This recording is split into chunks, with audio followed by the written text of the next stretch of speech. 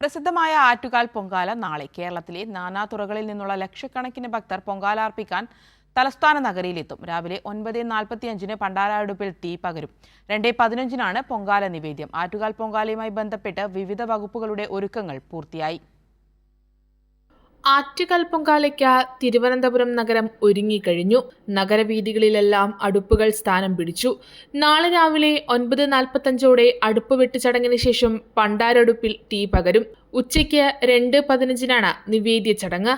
സംസ്ഥാനത്തിന്റെ വിവിധ ഭാഗങ്ങളിൽ നിന്നുള്ള ലക്ഷക്കണക്കിന് ഭക്തർ തലസ്ഥാനത്ത് എത്തിത്തുടങ്ങി. പൊങ്കാലോത്സവവുമായി ബന്ധപ്പെട്ട് നേരത്തെ തന്നെ വകുപ്പ് തല യോഗങ്ങൾ ചേരുകയും മുന്നൊരുക്കങ്ങൾ വിലയിരുത്തുകയും ചെയ്തിരുന്നു. ചൂട് വർദ്ധിക്കുന്ന സാഹചര്യത്തിൽ അകലം പാലിച്ച് അടുപ്പ് കൂട്ടണമെന്നാണ് ആരോഗ്യവകുപ്പിന്റെ നിർദ്ദേശം.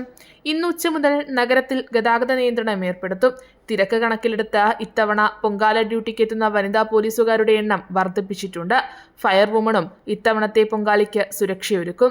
ഇതിനു പുറമെ റവന്യൂ, ജല അതോറിറ്റി, ആരോഗ്യം തുടങ്ങിയ വകുപ്പുകളും KSRTCയും റെയിൽവേയും ഉത്സവവുമായി ബന്ധപ്പെട്ട പ്രത്യേക സംവിധാനങ്ങൾ ഒരുക്കിയിട്ടുണ്ട്.